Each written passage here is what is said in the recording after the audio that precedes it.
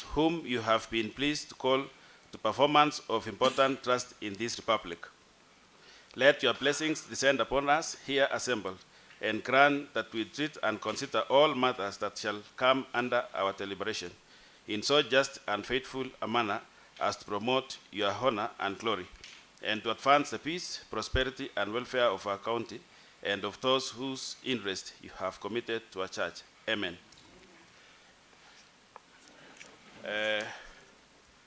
Welcome, nominee. These are honorable members in the Committee of Finance and Planning, Budget and Appropriation. And before we start, we want to make introduction. I am Honorable Samuel Sawe, Chair to this committee. And we will start from my right. Good morning, everyone. I am Honorable Sarah Malel, member representing Kimumwa, member to this committee and the Deputy Speaker. Good morning, Chair, members and the nominee. My name is Honorable Julia Sang, member representing Megun Ward, a member to this committee, the leader of majority.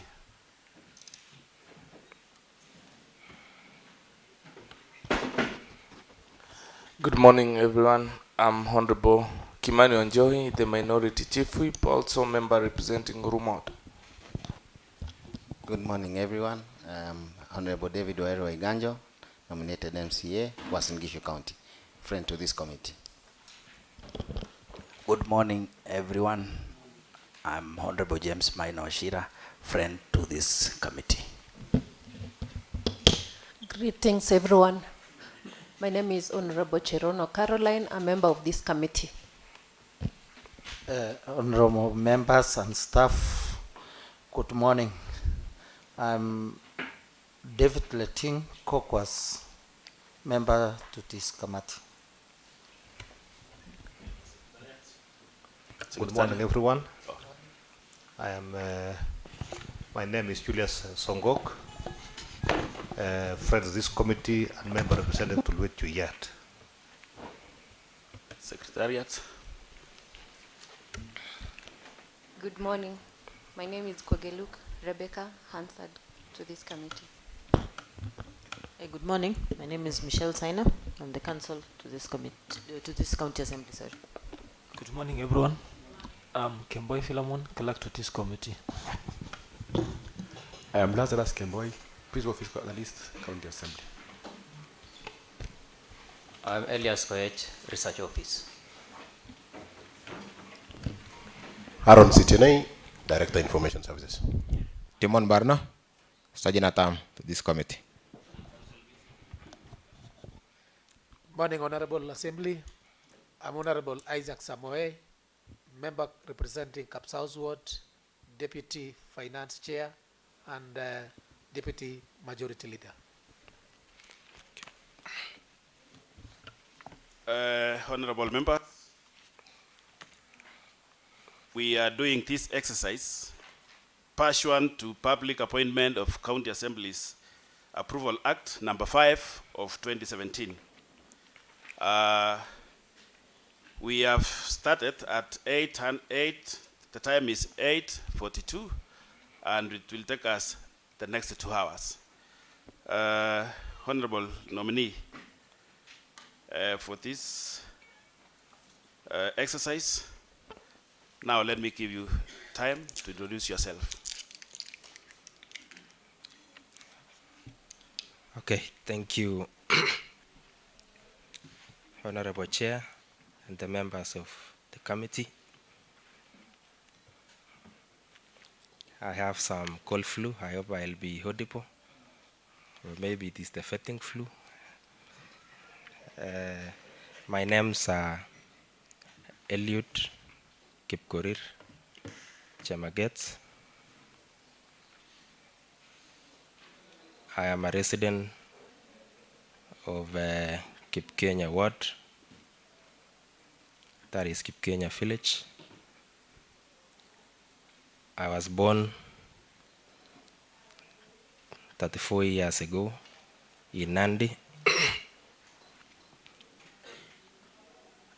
Kosirai, and that is where I was brought up by my parents. I joined my primary education in Ngeria Hill Academy, that is in Megun Ward, where I did my KCPE in the year 2001. I did score some marks, 346 marks, and I was invited to join Meteitei Boys High School, which I declined since at that time I felt I had not performed well in the same primary school. So I again did my KCPE in the year 2002, and I only increased by 30 marks, that is by getting 376. Unfortunately, again, I was invited to the same school, Meteitei Boys High School. And something told me this seems to be the joys of the Lord. I joined Meteitei High School in the year 2003. I did my best, performed well. In the year 2006, I did my KCSE. And based on government procedure at that particular time for job students, I was invited to join Maseno University, where I did Bachelor of Science with Information Technology, and I did my majors in mathematics, which I graduated in the year 2012. So upon my graduation, I was lucky in the year 2013, January, I was employed by KCB Bank Kenya Limited, where I joined in as a graduate trainee. So I served for 1 year as a graduate trainee, and then I was appointed to be a clerk in the year 2014, where I worked diligently across various departments. I majorly began as a graduate trainee at the park office as accounts and administration clerk. And during this particular time, the major roles I was doing in the branch is to run the reconciliation of accounts, to handle procurement matters of the branch, to process salaries of non-subordinate staff, and all the ledgers and expenditures of the bank. I was again posted to serve as a teller for a period of 6 months.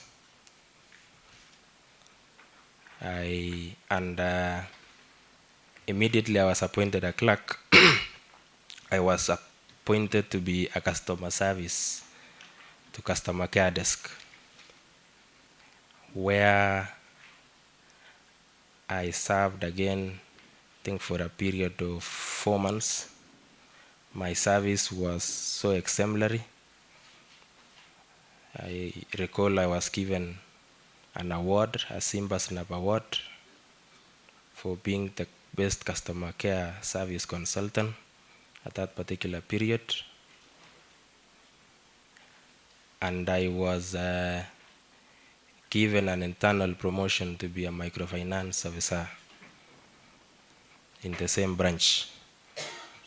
And chair, where I was posted to serve as a graduate, where I began my duties was KCB Serem branch. I think I failed to mention that. So I served as a microfinance officer, and in the year 2015, I was again given an internal promotion to be the Assistant Manager Credit Administration, where I was managing the entire loan book of the branch on matters loan collections. So thereafter, I think the staff who was processing the facilities at the branch was promoted, and I was left there to act as an assistant manager, personal banking. And this is the period I was given the opportunity to process facilities in the branch. And within this period, when I was serving as a credit administrator, I was supporting the other team member, and when I was given the mandate to support or to act, I wish to illustrate to this house that I did manage to raise a loan book from 372 million to 700 million within a year. And in 2016, I was given a promotion to be the assistant manager retail banker at Kengelene branch in Mombasa County. So I did serve there for a shorter period, and then I was given a change of posting to KCB Kapsawar. So Kengelene branch was a small branch, and when I came to KCB Kapsawar, which happened to be a medium branch, I had to act as a business manager in charge of both personal loans, business loans, and I did serve there for 2 years, up to 30th of October 2018, when I sought leave to exit the bank and join a private company by the name Chemaget Limited, which it was at that time trading as Betin Kenya. I did serve in the same company as finance director in charge of Western region. This was a betting company in this region, and I had the mandate to ensure that I take charge in ensuring that we open various agent shops, manage their procurement services of the machines that are being used, roles, payment of commissions, and also giving credit facilities to various agents, which I think we will dwell on it much better. Up to the moment when, at that time, if we may recall, Honorable Matiangi gave a closure of all the betting companies in Kenya. And that is when we ceased to be in operation. Thereafter, I joined private business practice, and all along, from the time when I was in the university, I have been a young ambitious man, a young business person. And Honorable Chair, I remember in the year 2009, I did apply as a student for a student canteen at the university, which I was granted. And that is where I began my business skills. And in the year 2010, I took my first loan at Equity Bank of 300,000. Again, I would wish to illustrate that while I was in the university, I contested for student leadership, and I managed to be a student leader of Maseno University Student Council the year 2010-2011. I grew my career and also my business at that period, and I would wish to illustrate that my parents never paid my school fees in the university from second year and I've never sought for any money from them from then to date. That is an attribute that I build within myself. I grew up building the business empire all along after the university, even working in the bank. I had small businesses running up and down.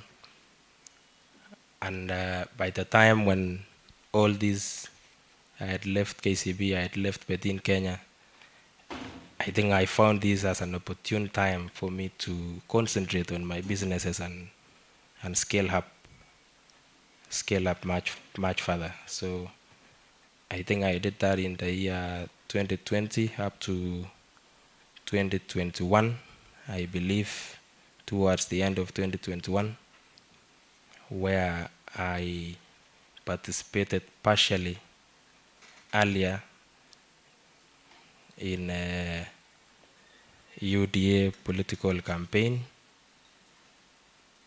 and I came across a candidate I supported at that particular time until the moment when the same candidate, God willingly, he became successful. And I would wish to say I got back to employment on 29th of August 2022 as a political advisor to the governor of Uasin Gishu County government, a position I have been serving to date. Thank you. Now,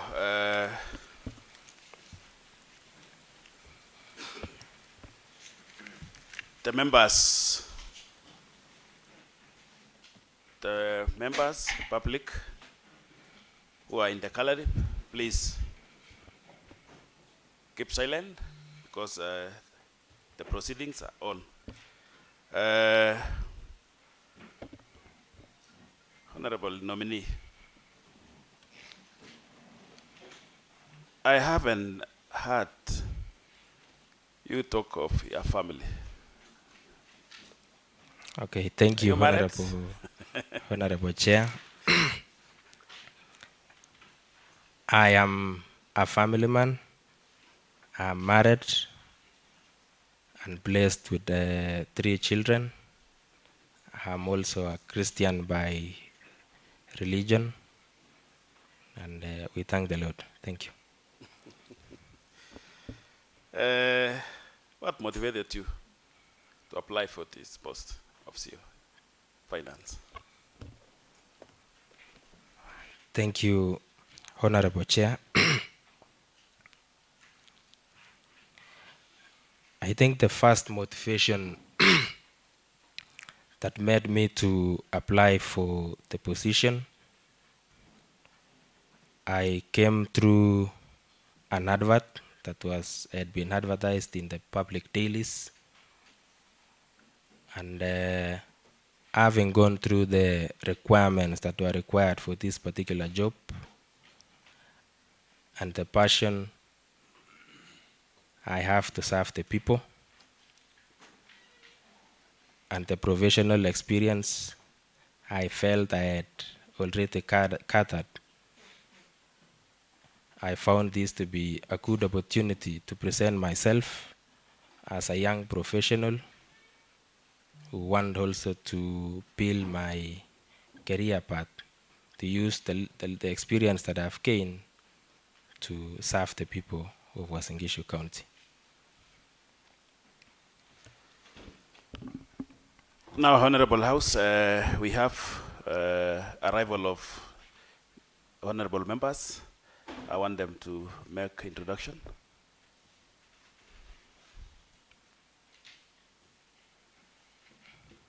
Good morning. My name is Rebecca Magut. I represent Kunyet Kapsusu Ward, member of this committee. Good morning, everyone. I'm Honorable Isaac Kirwa Kemboy, MCA representing Kapsoyo Ward, also member of this committee. And I'm Jonathan Ngetich, member of the committee. Good morning, everyone. I'm Honorable Kapkea, member for Tembelia Ward, and also member to this committee. Good morning. My name is Hilary Kipchumba, MCA Moiben Ward, a friend of this committee. Good morning. My name is Moses Kebenei, MCA Simat Kapsaret, and a member to the committee.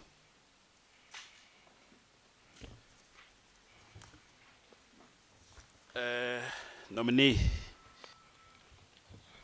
to this finance. Are you a member of ISPAC? No.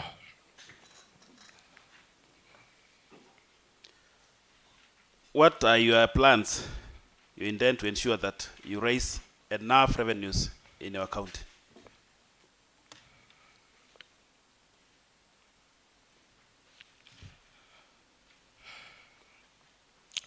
Thank you, Honorable Chair and Honorable members.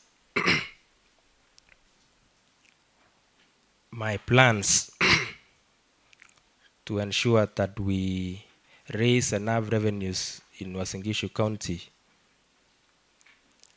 First of all, I believe, Honorable Chair, it is the highest moment to ensure that we collect the correct data of various businesses in Uasin Gishu County, so that this will facilitate proper mapping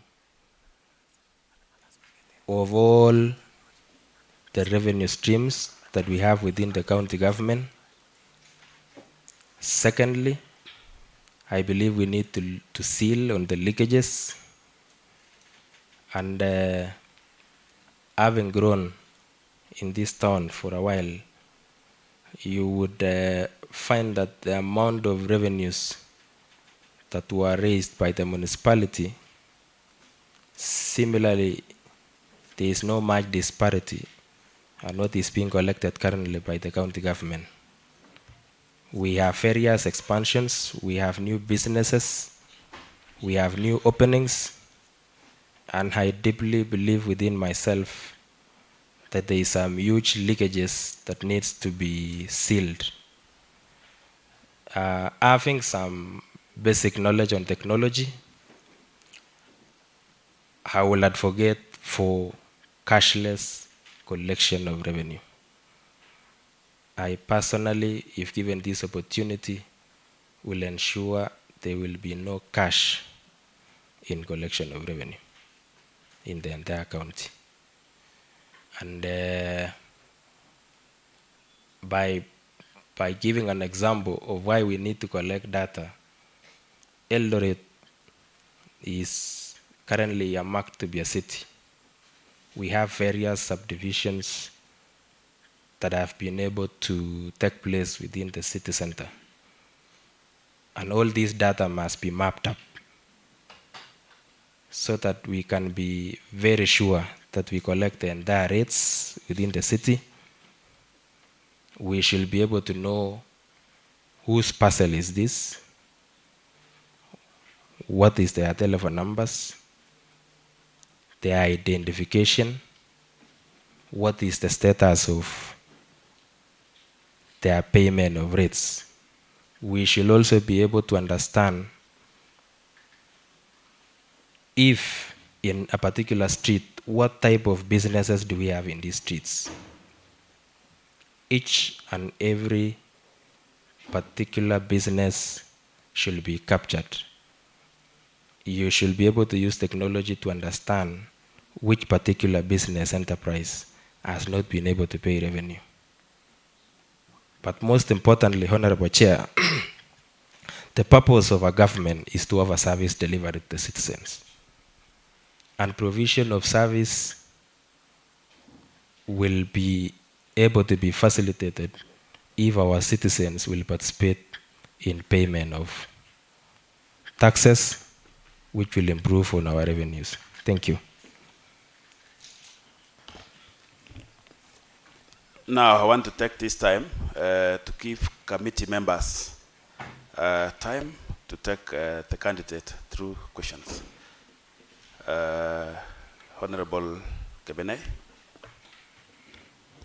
Good morning, Mr. Chemaget. Good morning.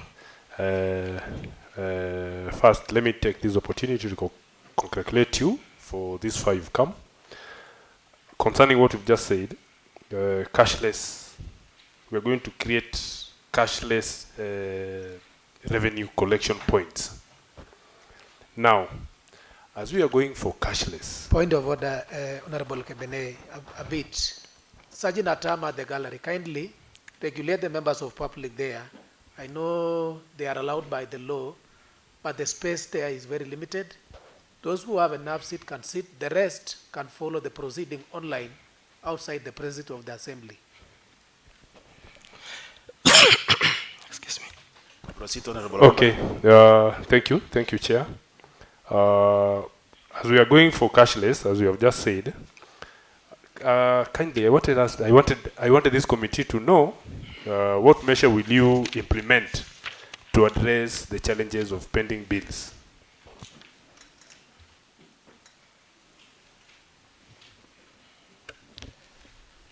Honorable Caroline. Thank you, Chair. Good morning, Eliud. Good morning. Congratulations for being the nominee of the Finance Docket, CEO. Thank you. My question is on the experience that you've ably enumerated at length that is mainly touching on commercial and private finance experience. Kindly demonstrate to this committee how you are going to transition that into public finance, which the docket that you've applied for is greatly going to deal with. Secondly, budget is synonymous with CEO finance.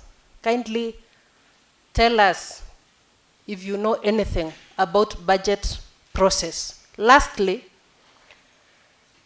are the statutes that govern public finance or the acts or anything that so far is by law binding to matters public finance? And as you do that, touch a bit on fiscal responsibility principles. Thank you, Chair. Honorable Rebecca. Thank you, Mr. This thing is just pulling out. Thank you, Chair, for this opportunity. Congratulations, Mr. Chemaget. Thank you. Yes, I have two questions. You know, finance department is the heartbeat of the whole county. It is the circle, the pinning circle of each and every movement, development, and service of Uasin Gishu County. How are you going to handle the finances of Uasin Gishu County of 12 billion for us to feel that service delivery? Remember the heartbeat. If the department fails, the whole county collapses. My second question is about what are your strategies in revenue collection? You had been asked, but I will repeat because this is where we want all the attentions of the department to go in the revenue collections, because as we are talking today, Uasin Gishu County has not even reached the collection that were collected by the defunct councils. 10 years down the line, we have not reached what it used to be collected.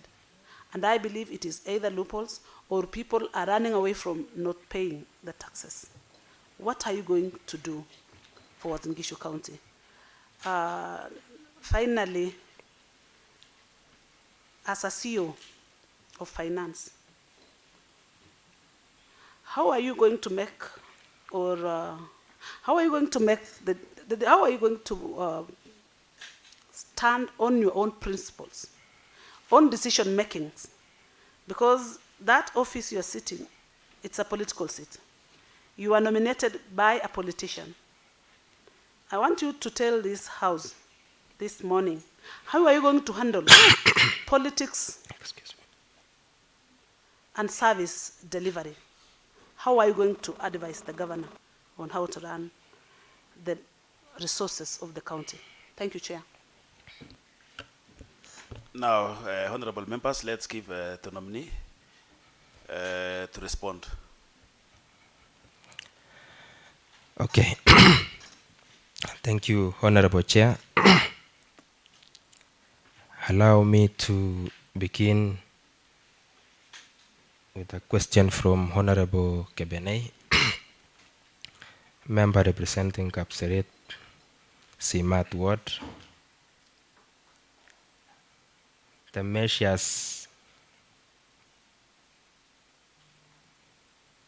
that I'm going to do to address the issue of pending bills. Honorable Chair, I have a belief that the reasons as to why we have pending bills is majorly because of delayed processes. And I think my immediate job to do, if granted this opportunity, is to come up with a very clear service charter on how these processes should be improved, or to create efficiency by the members of staff, so that we will be able to meet all the requirements of law within the shortest time possible. Because a pending bill will either originate due to delay in procurement processes or a delay in payment process after the implementation of the said project. All of us must appreciate that we are in a dispensation or in a century whereby I have deep belief that technology is meant to be an enabler of services.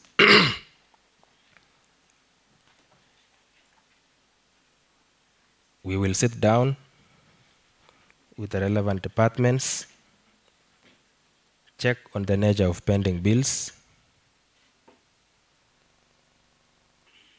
check on the challenges that existed as to why they are pending, and look for proper resolutions of how the same can be catered for. But in the future, I wish to illustrate that I'll be of much help in ensuring that the process that leads to improving the percentage of pending bills comes lower. I believe I have the capability, and I believe I have that passion to offer myself to provide time so that the Department of Finance shall not be made liable for pending bills in future. And if you may allow me, Chair, I tend to believe that, God willingly, we need to establish a monitoring and evaluation tool or a system whereby if a budget has been approved, the same should be loaded up in a system illustrating the number of projects that are supposed to be done by county government in each and every respective ward. It should be attached to an officer with a strict service charter he should be able to undertake the processes that are required in his desk within a specified period of time, so that we are able to know where the challenge is at the click of a button. Is it a staff at the county? Is it a contractor? Is it at a payment? That movement register shall be digital. That is what I believe. It will give a guideline on how to address the challenges on where the problem is. I would also want to say the particular system, and I want to give a belief that if you are a business person, that you've been given an opportunity in Uasin Gishu, which will be equal to all. Once you've submitted your invoice for payment, you should be able to receive a notification that you've presented your invoice, and you should go home, wait for your payment. There are a lot of bureaucracies that are necessary that I'm going to eliminate if given this opportunity. Let me go to the question that have been asked by Honorable Caroline on my transition from the private sector to the public sector. At the public sector, which I appreciate, I have spent most of my time in. I think the driving principle in private sector is turnaround time, because what is required is service delivery to our customers, to our citizens. In private sector, you are gauged by profits. You are gauged by what amount have you brought to the business. But I believe you are gauged mainly by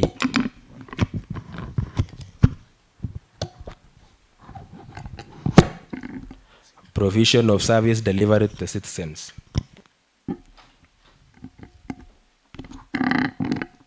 And I believe I'm going to provide my leadership in this, to share the experiences, to share the best practices from the private sector, try to amalgamate progressively to improve on service delivery to our citizens. I think the questions were more, and I'll try to go through so fast. She has also asked on budget is anonymous, the budget process. I think as stipulated in PFM Act, a budget process has been illustrated, and budget making process, I believe, begins from 1st July to 30th June. And I think a circular is sent from National Treasury. That is as at 30th of August, where it illustrates on the procedure of budget making process. And I believe from the Department of Finance, we need to have developed a county budget review outlook paper, CPROP, by 30th of September and present to this House, so that some of the projects that had been illustrated to have been done in the previous financial year and had not been done, it's like an audit process, cited guides on the next steps as you plan to do the next budgeting process. And then as at 1st of October to January, I think there is the development of annual development plans which is being taken to public participation on the projects that they will intend to be done or to be budgeted for. And after that, I think again the county revenue for allocation between December and January, I think they will give the equitable shareable fund limits that will be given to the counties. And this will enable the Department of Finance to capture the amounts that will be coming from equitable share revenue. After mapping the revenue streams, we shall be able to estimate the amount of revenue that we are supposed to collect, what we expect from grants, and develop a fiscal strategy paper with ceilings, which will be presented to this Honorable House before 28th of February. And from 1st of March to 30th of August, budget estimates should be out for public participation, presented to the House, and which will undertake the processes of this House to 30th of June, when it will undergo an approval process. Statutes that govern public finance. I believe PFM Act is the Bible of finance. We have the County Government Act 2012, and I think we have the intergovernmental regulations that give guidelines of both national and county government. I think Honorable Caroline had asked on fiscal responsibility principles.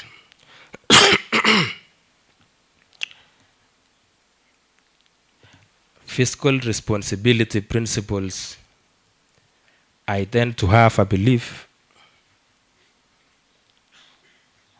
that these are regulations that guides majorly the expenditure. And I think as per the PFM Act, 30% of, a minimum of 30% of the budget should go to development. A minimum of 35% should go to personal emoluments. That is the salaries, majorly is part of the recurrent expenditure. And another fiscal responsibility is that if a county government intends to have a debt or to have a loan, it should directly go to only development.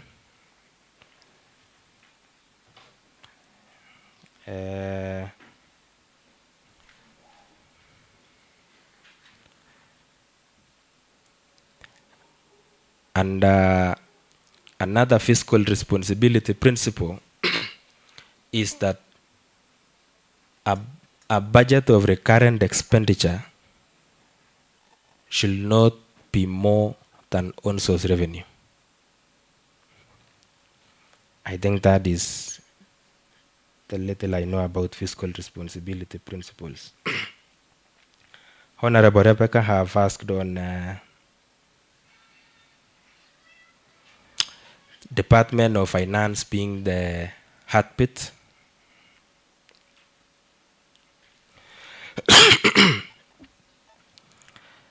And how we are going to prudently ensure that the monies, and she has quoted around 12 billion, are prudently used. I believe the departments of finance is a support department. Most of the programs are run in various departments, and if granted the opportunity to offer the support to the other departments, personally, I think I'll be doing a lot of consultations with the departments to ensure that we come up with working plans. We analyze together the budgets that have been allocated to various departments. We come up with something like a timetable. Which ones do we do in which quarters, within which period of time, so that we ensure that all the funds that have been budgeted for have been utilized prudently and on time, to avoid on the same problem we earlier talked, which will later lead maybe to pending bills. Honorable Rebecca, through Honorable Chair, has also asked on strategies that I will lay out in revenue collection. And Honorable Chair, if you walk, as I give an example, to a shop in Eldoret, I want to presume a boutique shop, you would find that inside maybe one premise, there is some other small businesses that might be running inside there. Assuming an M-Pesa shop, there could be a photocopy and cyber business. And the license that maybe it has been given out, I would assume, is only for boutique. It would mean that we are still losing some other revenue streams from other small businesses that have been attached to the same premises. And I believe those loopholes should also be sealed. We also have other licenses apart from business license, like the one for fire, the one for that covers the occupants. So I tend to imagine that most business premises pay only for maybe one particular license, avoiding others, and we lose a lot of revenue because we've not been able to coordinate all of them maybe into one. Number two, I think I had earlier said we still have some other revenue streams that I believe we pay by cash. If you go to the markets, for those people who go there, you will find that for you to sell your produce, you are given a receipt, which we may not be sure whether the same reaches the revenue account. That is why I have to believe that we need to strive harder to ensure that we digitalize all our revenue streams so that we may minimize on leakages. I think leakages is the major contributor of why we are not meeting the target. And I think that will be part of my priority area. She also asked on will I stand my principles during decision making? How will I balance between politics and service delivery? I think the problem of the person in front of you, Honorable Chair, is a stickler of law. I love following procedure. I love following regulations.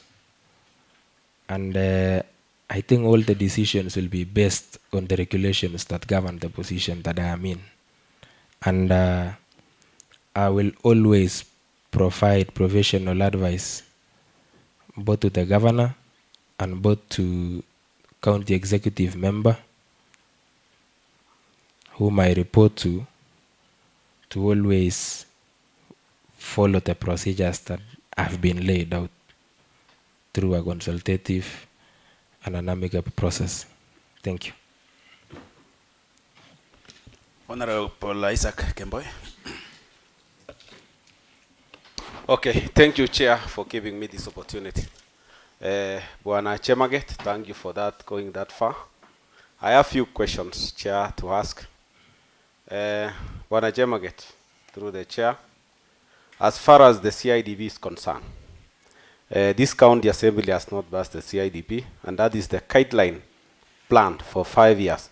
Especially, our governor has the manifesto of Nguzo Kumi. How will you make sure that each and every financial year in the budget, we make sure that all departments get enough resources and also equitable, cut across the whole wards within the county government of Uasin Gishu for fair distribution of resources. Also, we have been having a problem with the issue of rollovers each and every financial year. To make the matter worse, we have been having rollovers only on development. Unfortunately, the recurrent money is well consumed, which is unfair to people of Uasin Gishu. We have been having approximately 3 billion each and every financial year. So which plans will you have if you are given an opportunity to serve as the CEO of finance and make sure that people of Uasin Gishu get their services in each and every financial year to get development? Thank you, Chair. Honorable Kapkea. Thank you so much, Honorable Chair, and congratulations to Eliud. Like what Honorable Member for Queenette said, that CEO for Finance or the Department for Finance is the architect of all the operations in Uasin Gishu County. And you know very well that you will be working with all the departments. You will be conducting all the businesses of other departments. I want to know, how will you describe your leadership skills? How will you provide leadership when, whenever there is a conflict in each and every department or in one of the departments, or to make sure that you are reaching consensus in all the departments when it comes to matters of development, matters of finance. Secondly, that position is also the position of CEO Finance. It's not that easy, and it requires you to make firm decisions, or to make, when you are in a difficult situation, you are supposed to make a decision. You can share to us, you can give us an example of a situation that you had to make a very difficult situation, so that you can see if you can make a decision when it comes to, this Department of Finance. And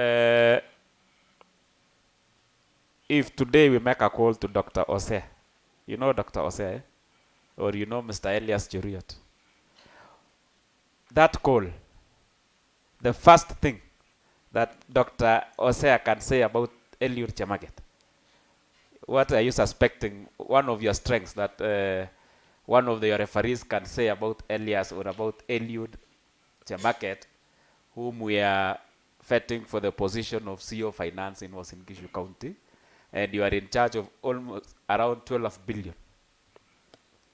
Thank you, Chair. Honorable Amos. Thank you, Chair. First, may I congratulate the nominee, Mr. Eliud. Thank you. For making to this level. And I've come to realize that you did a lot of research to understand issues of fiscal responsibility and budget making.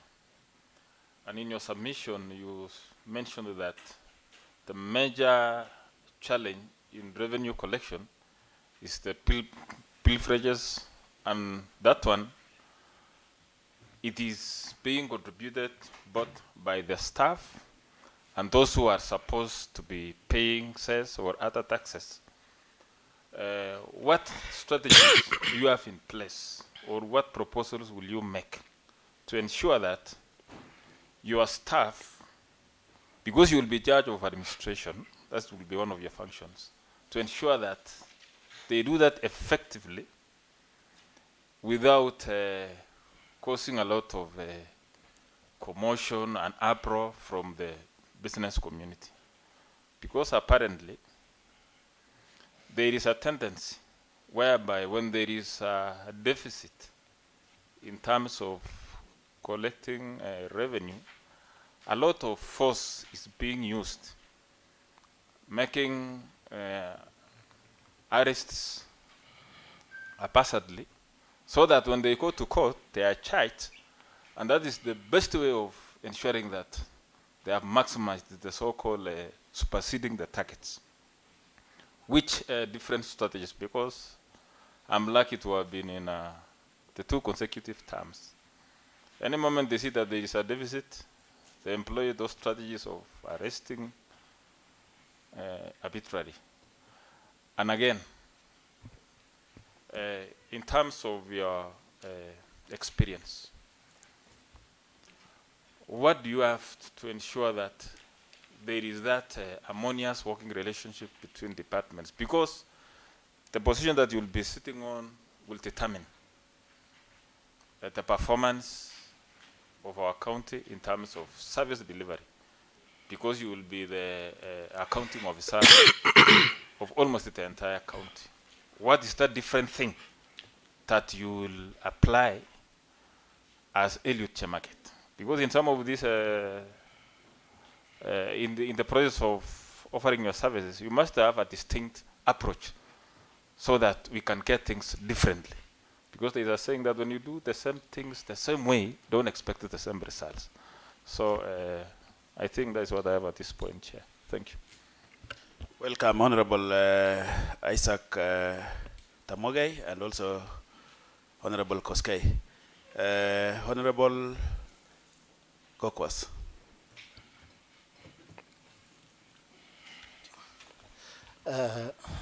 Thank you, Chairman, for giving me the opportunity to answer a question. Thank you, Mr. Chemaget, to be nominated of our CEO in county. I have a question that we as stakeholders of this town, we have a problem about rates. And we have tried to get 100% waiver of rates during the last regime, but we never get 100% waiver. I don't know what was the problem, but when you succeed, because I don't know whether because you are under interview at now, do you have a procedure that you will use to assist the stakeholders of Uasin Gishu to have 100% waiver? And that will assist, that is what will assist the stakeholders of Uasin Gishu. Thank you.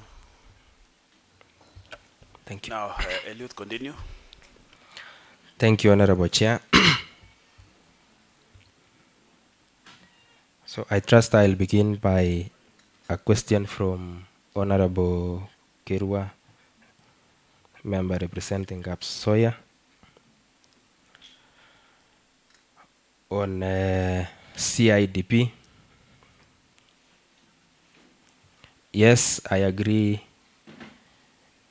We are a bit late on the passage of CIDP because the sectoral plan that I think was existing was 2013-2022, end of 2022. So the current CIDP should be our guideline on our budget making process, which is already ongoing. And I believe this committee will be of help in fast tracking the remaining part of this particular process, so that the same document will be able to help us to process the next budgeting process. You've also asked on equitable distribution of resources across all departments. First of all, I must appreciate that we have the equitable amounts that I believe it is the 40% that goes across all the wards. So I think the major part of my intervention will be on the 60% part of development money that needs to be equitably distributed to. But maybe, Chair, point of order. What's it? Maybe I would like the nominee to clarify. I've heard him talking about the county integrated development plan that we are not using, that we are using currently. Maybe is not an integrated plan from 2013 because it is a 5-year plan. So I want for you to correct for record purposes. Yeah. Thank you. So I think for the current financial year that we are in, I believe we are using CIDP 2017-2022. And I think I was in relation to a budget making process for 2023-2024, which I believe we need to have now a new CIDP to guide the next budget making process. Thank you. So from where I left, I think Honorable Kirwa, through the chair, the 60% development money, I think these are resources that have majorly been used on flagship projects, and I would wish to offer my advice that we need to do an audit process of where maybe the same has been able to facilitate on which regions, to enable that if we are to do budget process and allocate the same, we try to consider the areas that seem to have been marginalized, so that each and every other department, each and every other region will be able to enjoy the equitable distribution of those resources.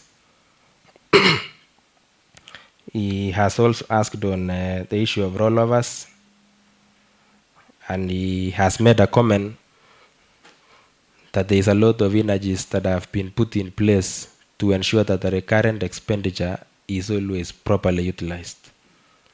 I believe that if given this opportunity, the same energies and mechanisms that had been placed to ensure that recurrent expenditure has been consumed 100%, I think I'm going to change the attitude, whereby we need to put a lot of concentration on development projects, because this is exactly what touches on the citizens of Uasin Gishu County. And it is very unfortunate that such rollovers goes to such huge margins.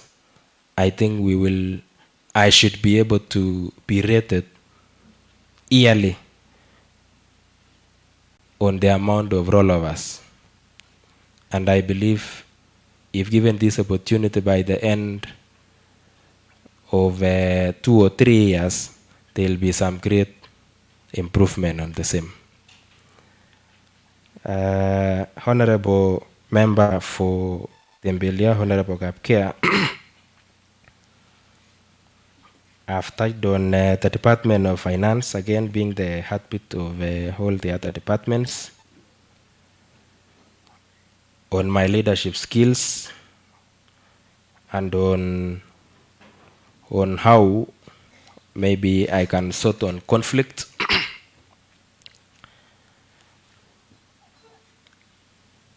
Honorable Chair, I would wish to state that when I was in primary school, Standard 6, I was given to be the devotion prefect because I used to preach a lot, being a child of a pastor. And I became a games captain in Standard 7. I became again a prefect in high school. I was the only person who was chosen to be a prefect from Form 1 to Form 4 progressively. And I stated early that when I went to Maseno University, Maseno was a constituent college of Moi University, and there are a lot of challenges that you would analyze as a student, and I realized that if I don't step in as a young leader, then those things would have maybe stayed or be the same to date. I sought for that position of leadership so that I would mitigate on one, improve on the challenge that we had as students on student registrations, whereby the process was so manual. You pay for your fee, and then you have to spend almost a week or 2 weeks in college trying to look for excuse me, looking for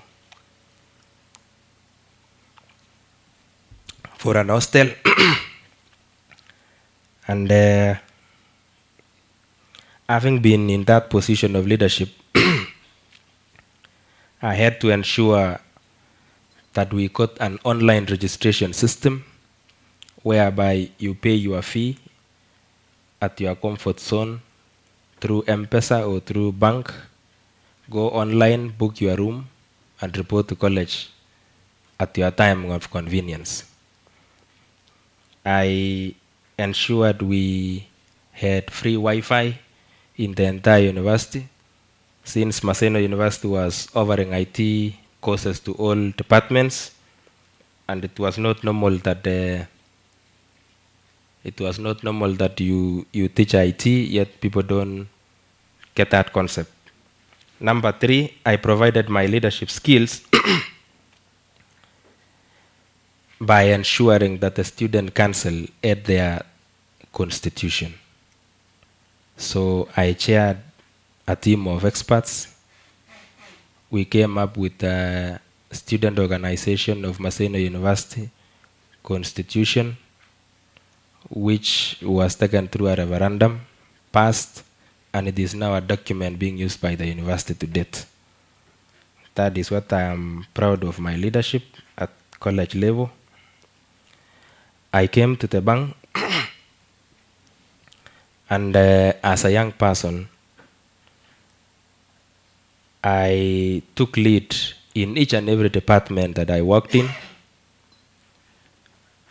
I have had exemplary performance in each and every docket I have worked in whichever place I have been, both in private practice of business and on employment. Among the youngest managers that I've been in KCB because of my hard work, determination, and bringing the team together to ensure that we meet on targets, to ensure that each and every other timeline that we have been given, we strictly stick to it. I think I'll repeat, the nominee in front of you is a stickler of law, is a stickler of timelines, and I majorly believe in results. I always wish to be rated on my performance. That is what has been driving me. That is the building spirit, the leading spirit that is in me. So I would wish to give my confirmation to you through the Honorable Chair that I'll use my leadership skills to ensure that even if there is a source of conflict in whichever way, I really want to build a society or a community where there is conflict. So I think I'll mitigate conflicts, because conflicts is what delay processes. You've also asked on an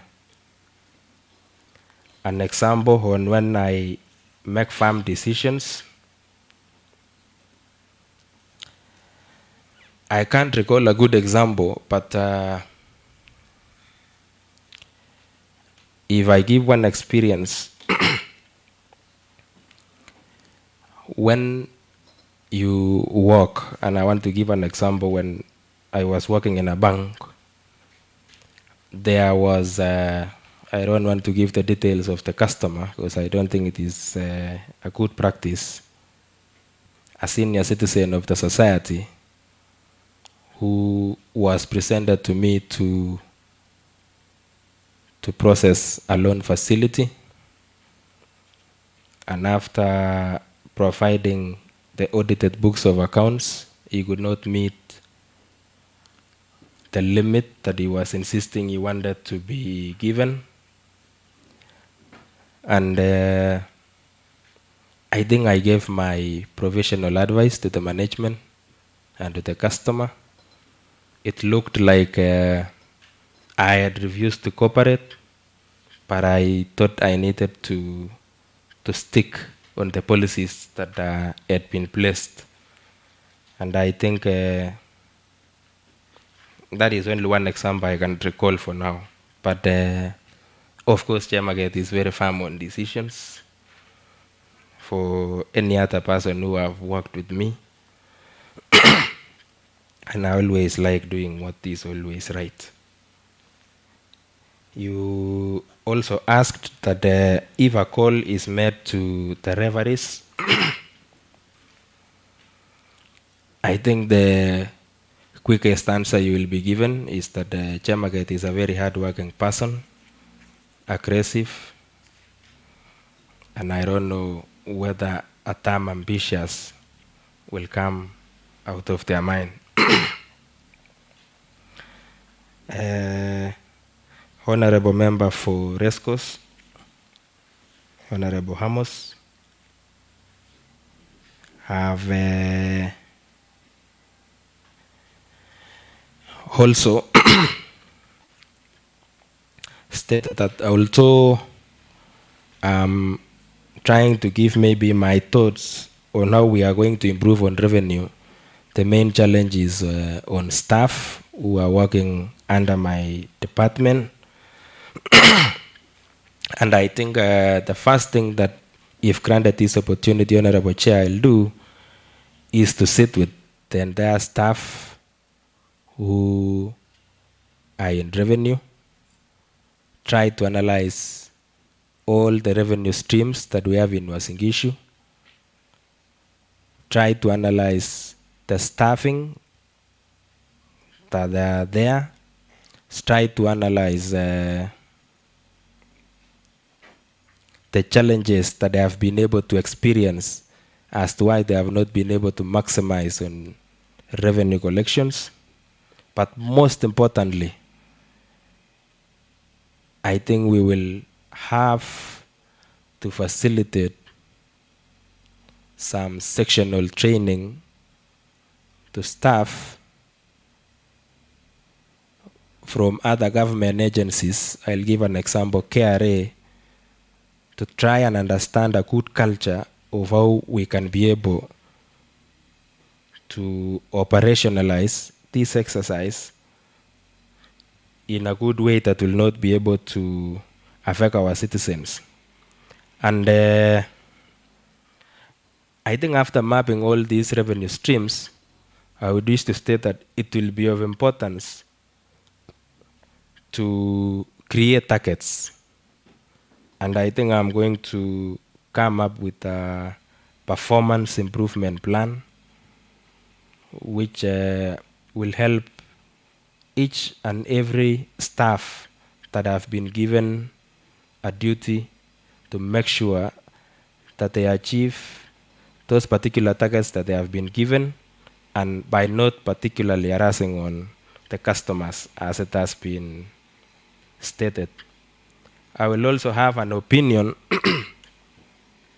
and you will allow me to use this example, Honorable Chair, that when you come to a bank to borrow a loan, there will be this staff who is called a salesperson, who comes to visit you to request for your payslip or to request for your business statement, analyze, present it to the bank. There will be someone who will process the facility as he continues to look for other customers. If you fail to pay, there will be some staff who will come and request that kindly, your loan is overdue, kindly pay within this particular period of time, which if you fail after a number of days, that is when a recovery process is instituted. I tend to believe that we need to also have compliance officers whose main purpose is not to harass on our business people. Their main reason is to visit your shop, request, inquire whether you've been able to pay for your licenses, have a good customer relation with our customers or with our citizens.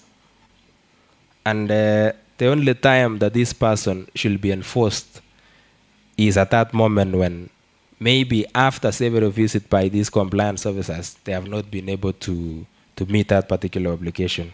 And I think we will reduce on complaints, because I believe we send directly the enforcers to harass the business people, which is not a good practice.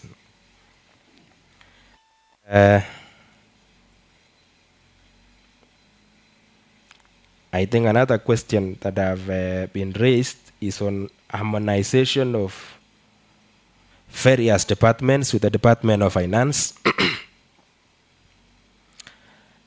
I believe I'm one person who would have a belief to allow each and every department to have an autonomy, because I believe the fellow chief officers for various departments are also accounting officers. Once we've come up with a work plan, once we've come out with a prioritization of areas, let's give room for each and every department to run.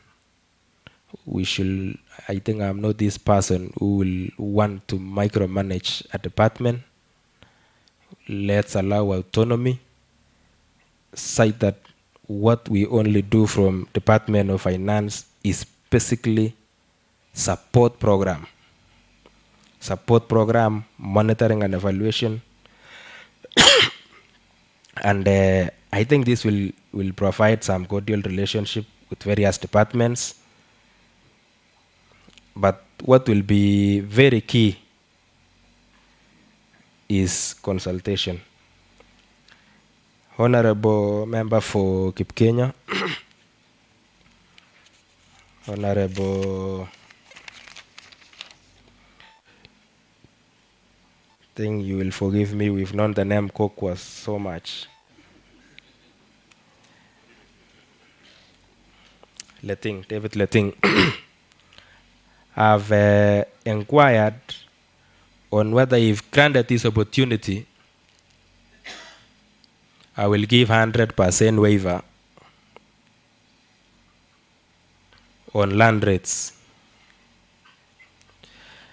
I believe if we borrow from the President and his recent statements, I think he has insisted that there will be no waivers and people should pay for taxes. But my belief, maybe I think if I am to offer an advice to my team, maybe I would suggest a waiver on penalties that have been able to accrue. But I think citizens should be able to pay for their rates, because other people have paid. Why should you request for a waiver, yet the other one have not benefited from that particular waiver? So I think we can only agree on the aspect of penalties. Thank you. Now, Honorable Ngetich. Thank you. Thank you, Chairman, for this opportunity. I want to join my colleagues in congratulating Eliud Chemaget for the position, for being nominated as the CEO for Finance. I've got a number of questions, Chairman, but I will just compress into 2 or 3. Number one, I appreciate your sincerity. You mentioned that you participated actively in the UDA elections and you assisted a particular candidate. And in this case, the particular candidate is the appointing authority. There was an advertisement in the dailies that requested qualified people to apply for the position of finance. My question, Chair, is does Chemaget believe that he is qualified to that position, and there were other people who applied for the same position with, for example, more experience in the field of finance, a more relevant educational qualification? Do you believe that you qualify for that position, or you were assisted by the system that you one time assisted? Chairman, let me put it this way. In these applications, there were so many candidates who applied. With these candidates, there is one candidate with a bachelor's degree in finance or accounting. There is this candidate with CPAK together with CPSK and a master's and 10 years experience in finance. Why would you be given and not him?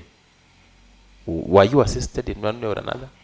You can clearly elaborate on that. Then number two, you have, from the various questions, I've been following keenly, Chairman. Apart from the question asked by Honorable Rebecca, you are accommodative of a team.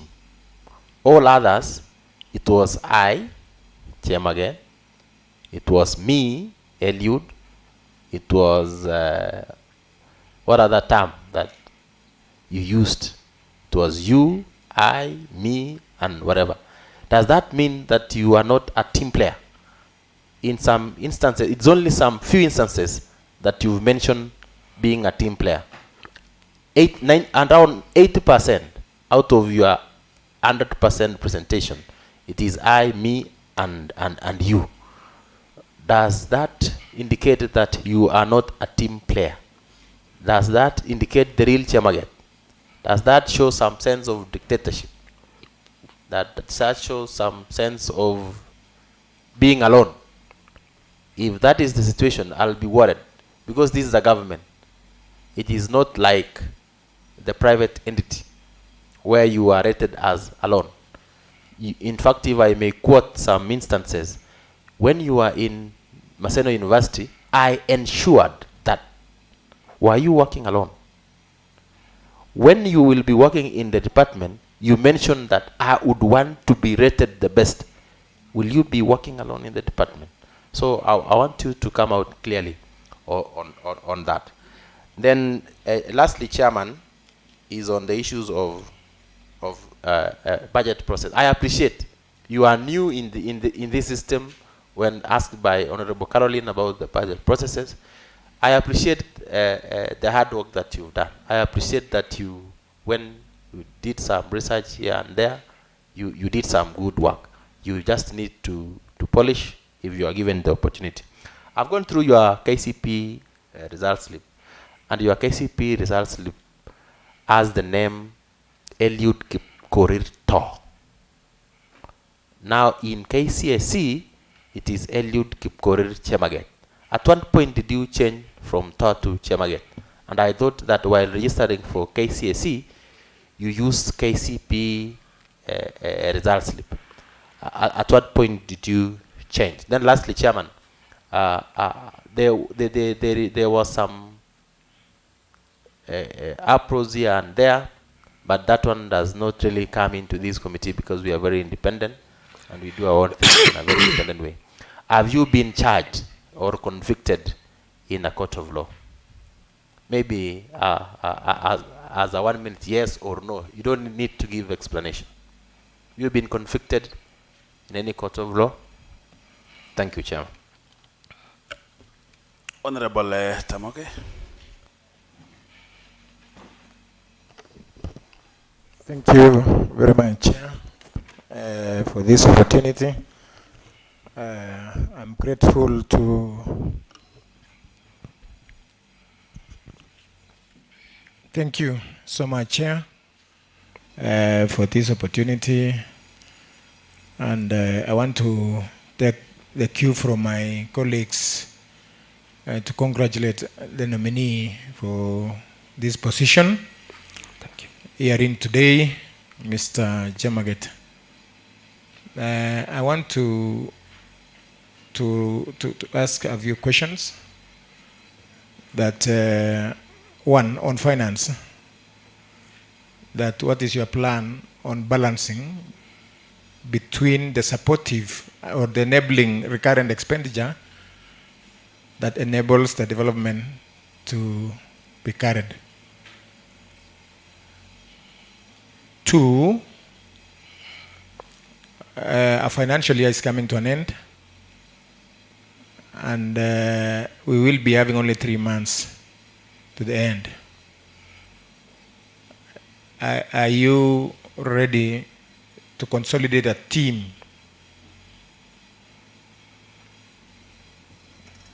to see that as we cross the financial year, there is no rollovers and there is no much return to treasury? Because if we don't do developments, we will not also be consuming the recurrent expenditure, because where will we be consuming the recurrent expenditure when we have not done the developments? 3, my colleague has just asked that on team building.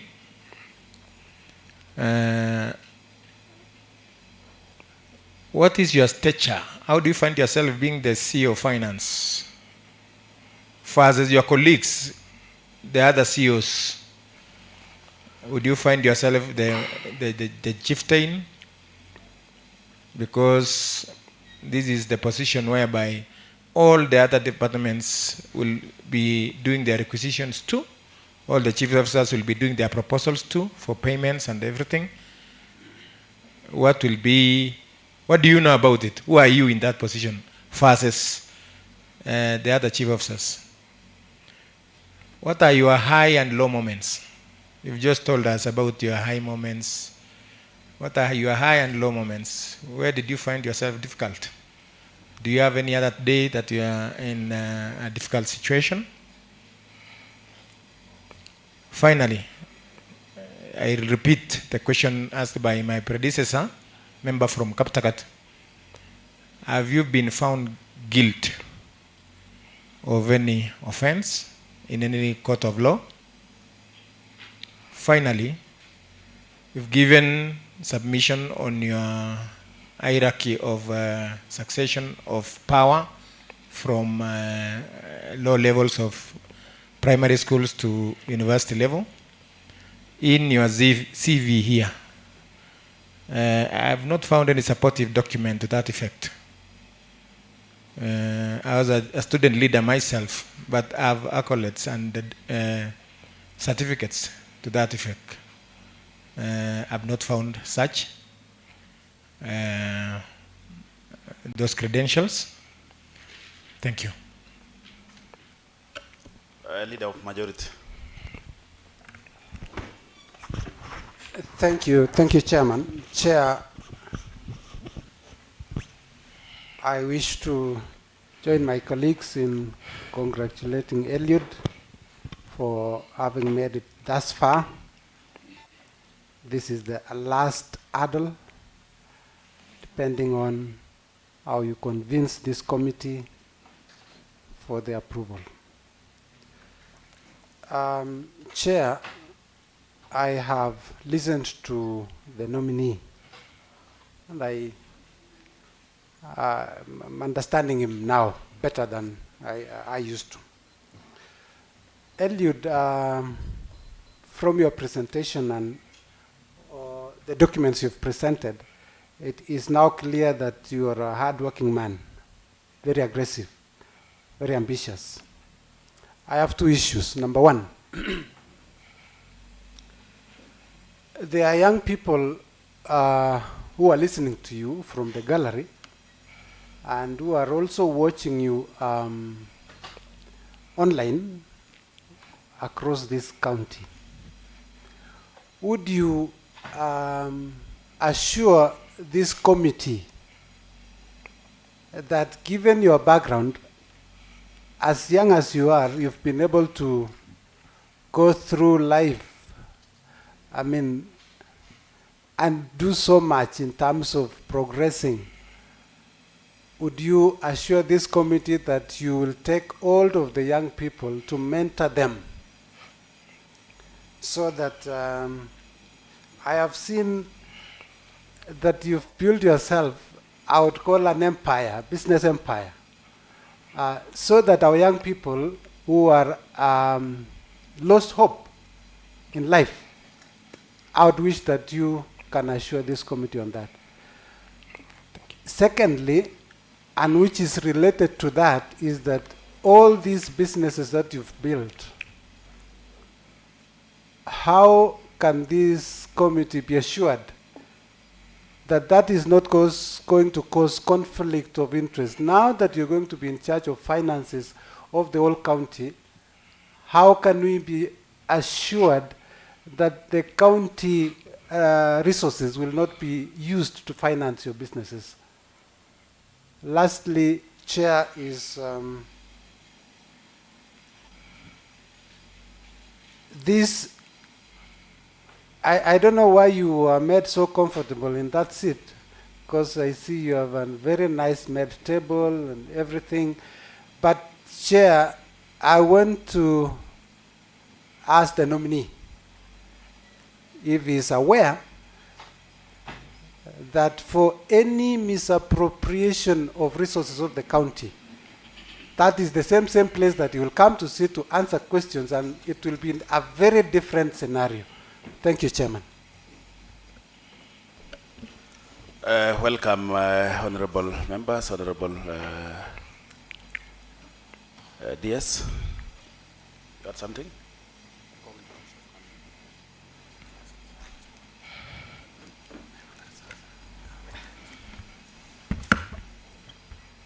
Thank you, Chairman, for giving me this opportunity. First and foremost, I want to congratulate Chemaget having been nominated as the Chief Officer for Finance in the county government of Uasin Gishu.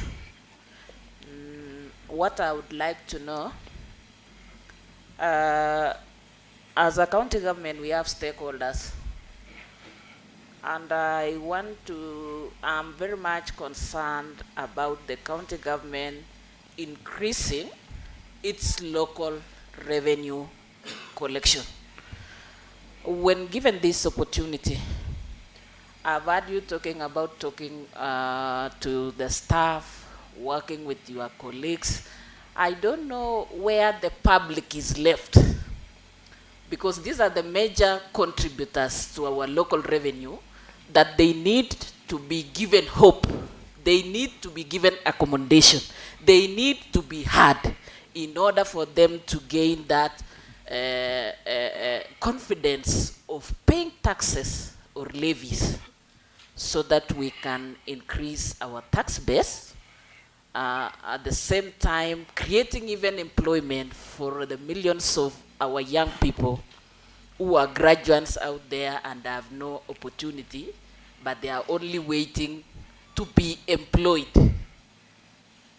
I would like to know from you how you intend to make sure that our local revenue collection will, how we can expand. What are the potential areas that maybe we have not tapped so that we can increase this, and how you intend to relate with the public also, who are the major stakeholders in this journey. When I was going through your questionnaire, I found that you also did a voluntary work at Tuluet, Tuluap Ngetun Secondary School, teaching there for 3 years. And I saw that immediately when you graduated at Maseno, you were hired. So I don't know the 3 years. Which were these 3 years that you offered this voluntary service at Tuluap Ngetun? Chairman, let me rest there. Maybe my colleagues have, and I don't want to ask the next question because when I get answers from them, maybe it can sort out mine. Before he answers, let me welcome Honorable Evelyn, Honorable Rente, Honorable Liego, and Honorable Chepkonga.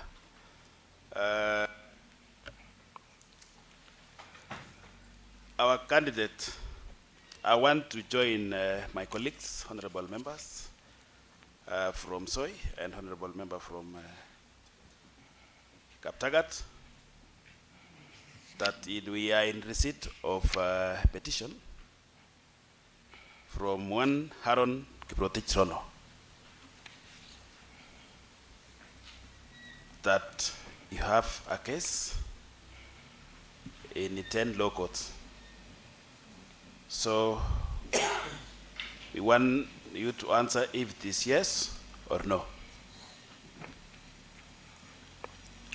Answer the question. I answer directly. Yes or no? Yes. Okay. So continue with the rest of the questions. Okay, thank you, Honorable Chair. Allow me to begin by a question from Honorable Member from Kaptagat Ward. I've known him as Honorable Mr. Watt. Whether I believe that I am the most qualified in terms of professionalism, experience, or I was assisted by the system. I saw an advert. I applied through the County Public Service Board. I was invited for an interview, and I found myself to have been appointed to the position when I saw my name had been forwarded to the County Assembly. So I'm not able to know who we were competing with in terms of their experience and their qualifications, but I believe, having gone through that process, I presume Public Service Board found me to be better than the people we are competing with. That is how I perceived it.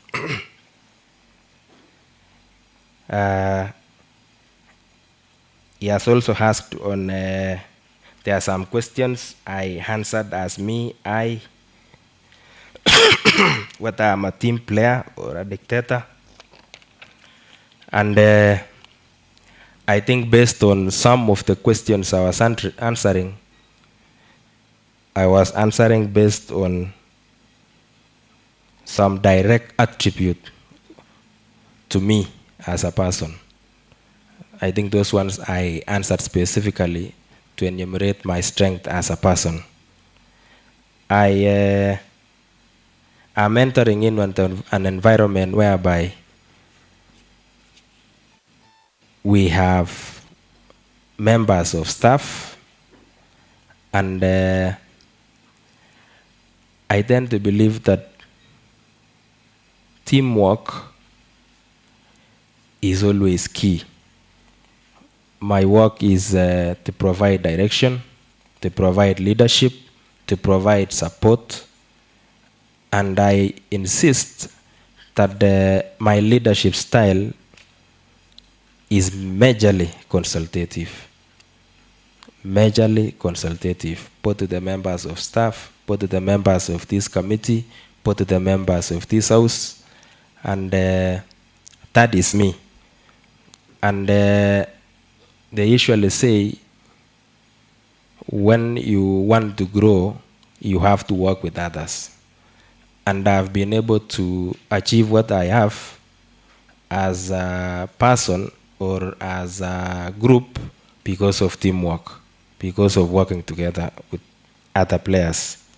And for each and every success, you cannot succeed alone. You will always have to work as a team. And for any success that we've been able to see before and achieve before, that has been able to come through working with various teams. He has also asked on my names why my KCPE certificate reads Eliud Chemaget, yet maybe the KCSE certificate reads Eliud Chemaget. I think I had earlier indicated that I did my KCPE twice, and when I did my first KCPE in 2001, I had registered as Eliud Chemaget. When I repeated my next exam, the same KCPE,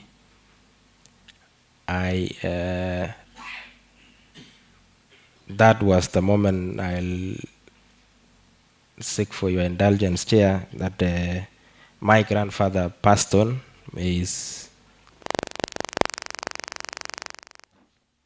And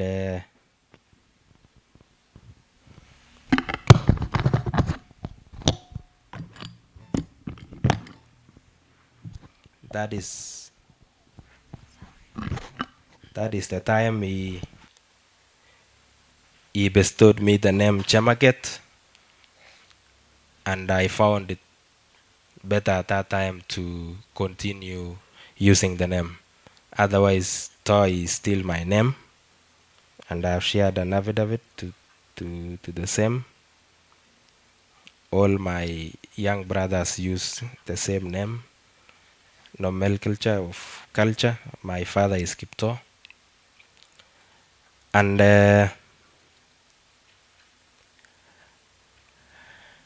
I would wish to answer immediately a question by Honorable Tamokei, member from Soy, where he had asked when is my high moments and when is my low moments.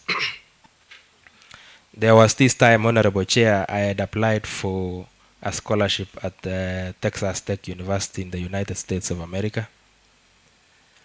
And during that process, I was visiting the embassy for the purpose of the interview,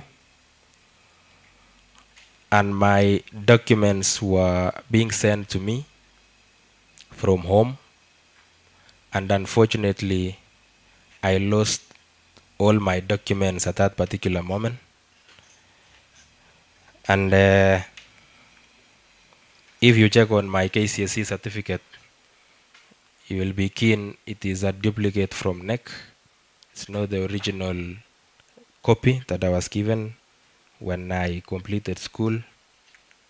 And most, the KCPE one for 2002, have not gone through. I think the one I attached is the one I used for 2001. That is why it bears the name TOR. And I have done the request as per the documents, but they have not been able to, they only processed the KCSE one. I have pursued to replace other documents. If you check on my ID, my birth certificate, my passports, all of them are renewed almost at the same time, because I had misplaced them at that particular moment, and it is the reason of those change of names. Honorable Tamogei, member for Soy again, asked on how I'm going to balance on recurrent expenditure and development. I think I had earlier stated that from the question that had earlier been raised by a member, that most of the previous budgets, recurrent expenditure has always been exhausted, while the development has always been left for rollover. And I think I gave my commitment that coming in to work with the other team members, I have a change of attitude that I believe we are going to discuss with my fellow colleagues to see on how we change the trend, so that we allow absorption of development funds as we again exhaust on recurrent expenditure, so that both of them may move concurrently. Because if we don't work on the development budget, then it will mean our citizens will not be getting value for their money. And I think I'll be answering that question together with what am I going to do now that we are coming to the end of a financial year and we need to work extra hard so that we may limit or we may reduce on rollovers. I am candid to that, and I believe if granted this opportunity, we will be forced to work extra hard to look on priority areas, to look on what are these projects or what are these development projects that we can be able to expedite on, or that as a shorter time frame for completion, we give priority for them to be processed, and pray that the people who are going to be given those jobs again to work within the shortest time possible, so that we may reduce on these rollovers. But I believe progressively,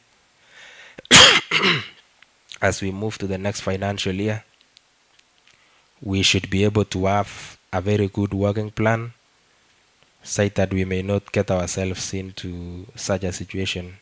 I believe we will also appreciate that we were maybe from an election year, and it should have contributed to the delay of most of these processes. But I give my commitment that granted this opportunity, we will be able to give our best. So I have indicated that I am a team player, and I have managed various teams. The jobs that I have been doing at the bank, I have staff who have worked under me, the entire front office team. I have been the team leader. And for us to achieve the targets that we've been able to be given is through team building, or having worked as a team player. And I earlier said I'm one person who like giving someone some autonomy to exploit their potential. For each and every other person who have worked with me, I give room for people to give ideas. I give room for shared opinions on best practices. And that is my attribute. So my lowest moments is when that moment when I was not able to be given a visa because I had nothing to present at the embassy, and I had to lose that particular scholarship. And I will be so passionate about this because I decided that now that I have lost this moment, I will work hard so that my siblings will raise the same spirit in me. So, and I will be able to say that those spirits were lifted high when I would say maybe the siblings behind me managed to achieve what I could not achieve at that particular moment. So there was a similar question which I think I have earlier answered, whether I have either been charged and convicted. I have been charged in a court of law, but I have never been convicted. There is a question that I have been asked by Honorable Leader of Majority on about the young people.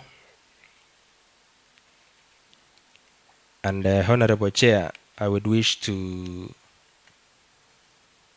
state that Ben Carson wrote a book called Think Big, Think Internationally. This is a book that has been inspiring me in my life. And I have offered a mentorship program which together I would wish to answer with a question that has been asked by Honorable Deputy Speaker, that during the moments that I was in the university, every holiday between May and August, I have been providing my service to teach on long holidays for free instead of staying at home. So I did that in long holiday first year, second year, third year. And long holiday for fourth year, I went to Teriga High School. And thereafter, I graduated in November and proceeded to be employed with KCB Bank. During these moments when I have been in high school, teaching and being in the university, I formed a group called University Guidance and Counseling Team, which we united as students from various universities. I was from Aseno, some from Moi, KU, Nairobi, when we were on long holidays. And we would always on Fridays, majorly, or in the evenings at 3, visit various schools. And we visited a minimum of 52 schools, if I can recall, trying to give hope to the young students who are in high school so that they may work hard and proceed to the university. I'm passionate about building people. I'm passionate about mentoring the young people. And for the entire people who have worked even privately in my businesses, we've tried to build them up, lift the young, the people who are down, to also see that they come to share the same vision that I have. And I am free to the advice. I am willing to mentor. And by having passion for this position is also one way of encouraging the young people that there is nothing called impossible. And I like Kipchoge, our famous athlete, by the time he gave us, no man is limited. And it is an inspiration on my side. He has also raised a concern whether there will be conflict of interest. uh, I believe, Honorable Chair, if I may give a small snippet of what type of businesses I do, because it is good to declare.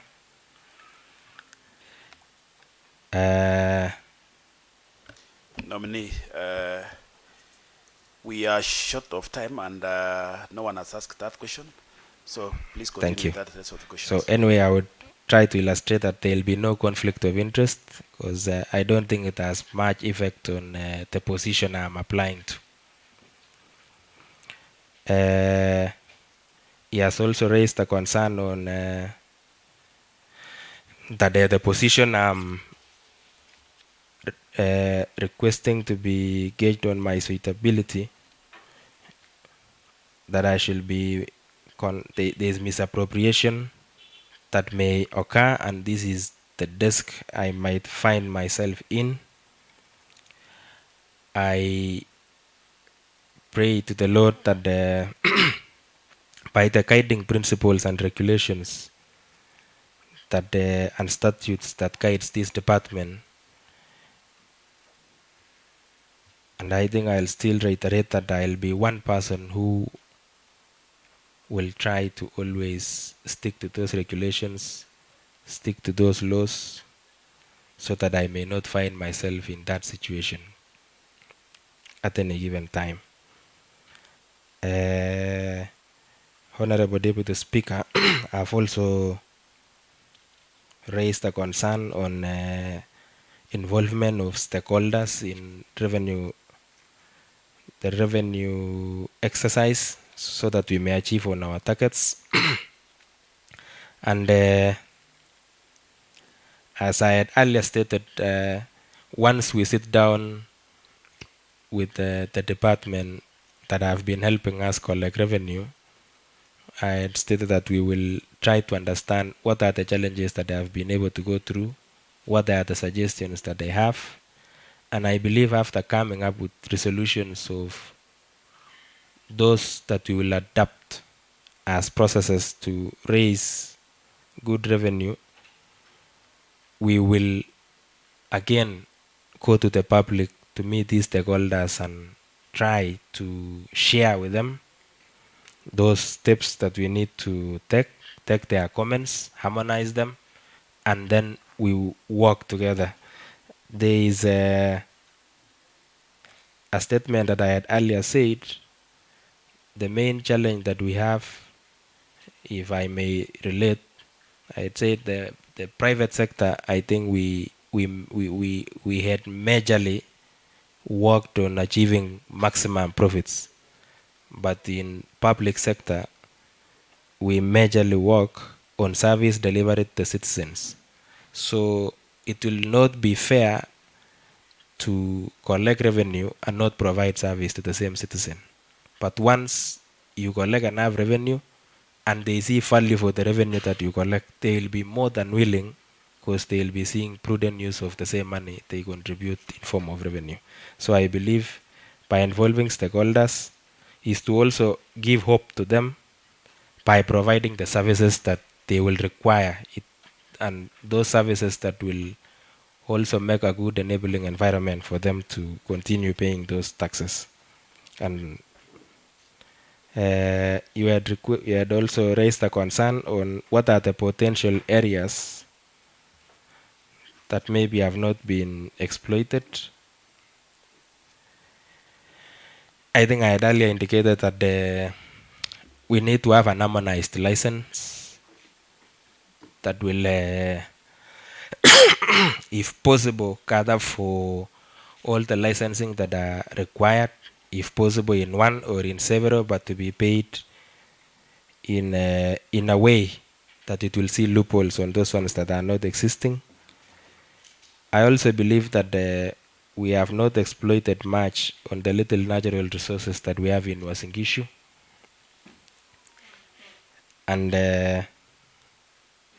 with that, and by having a meeting with the relevant department, I think we should be able to to discuss with them on all those possible revenue streams that have not been that we've not maximized on them. And I think by providing my leadership, we should be able to explore on those areas since it has not been explored before. So I think this is the moment to give a try to those particular suggestions that will be agreed upon plus the stakeholders. Thank you. In the midst of the House, we have our Honorable Speaker. Let me give this time to the Honorable Speaker to give his comment, and then I'll give you time to give us the last parting shot. Honorable Speaker.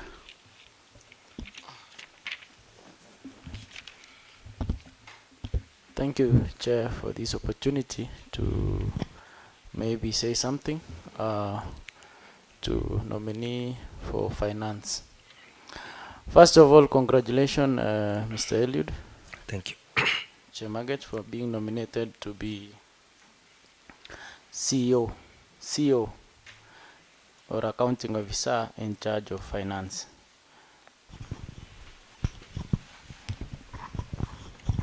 Maybe, I don't know, maybe Chair, to the Chair, you can give me an opportunity to ask one-on-one question. It's allowed, Speaker. Thank you. I'm sorry I'm late for this opportunity. And I don't know if the question has been asked. The nominee, are you a member of ISPAC? No. Thank you. Now you are not being a member of ISPAC, and normally these positions has been synonymous with being employees being a members of ISPAC.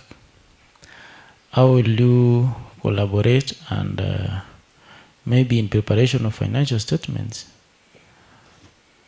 Will you feel inferior in that maybe your junior officers are members of ISPAC and the boss or accounting officer himself is not a member? How will you deal with this issue? How will you maybe go around maybe preparation of financial statements? Because I know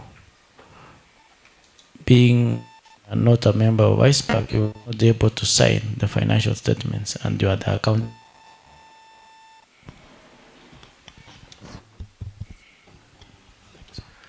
of the institution. So will you feel inferior in that you are accounting officer and the boss of the organization? And I've learned that maybe the CEC himself is not even also an ISPAC holder. So maybe you can answer me that. Thank you, Honorable Speaker. I think I had earlier stated to the members of this committee that I am one person who is a team player, and I will not feel inferior. Nonetheless, it is an encouragement for me to complete the remaining sections to ensure that it will enable me to register as an ISPAC member in future. Maybe through the chair, maybe the last question. Now there is a Institute of Certified Public Accountants. There are some policies, there are some acts relating to this provision and also relating to public finance in this industry. So will you be able to abide by those rules of engagements by the ISPAC body or any other body that relates to public finance? I will abide. Thank you, sir. Thank you, Chair. Now, honorable members, we are giving the candidate his last moment to give his prayers to this committee.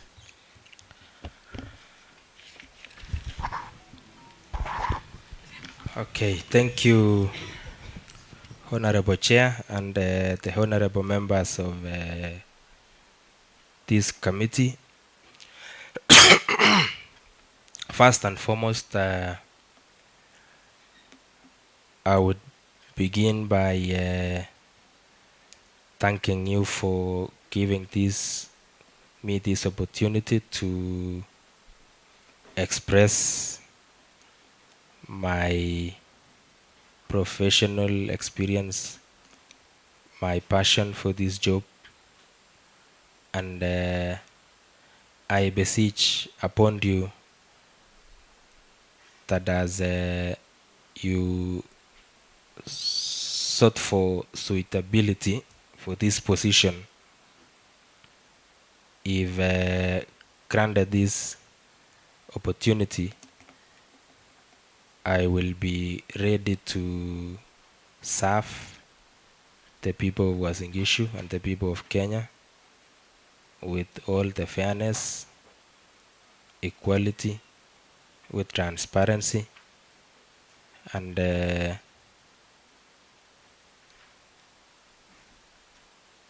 I also want to back a statement that had been earlier stated by the leader of majority, honorable leader of majority, that I believe as a young person, I am very happy that this house was also able to elect a leader of this house, the speaker, who is young. It gives an inspiration to lead a house. I also believe that by granting me this opportunity, I'm also offering an inspiration to the young generation that everything is possible. And I had earlier stated, I am so delighted by two people, which I'll still use again to close my submission. That is Ben Carson. Always think big, always think international, and one of our own, Gipchage, no man is limited. Thank you. Members, our vetting process stand adjourned, and we welcome you all for the cup of tea. Thank you.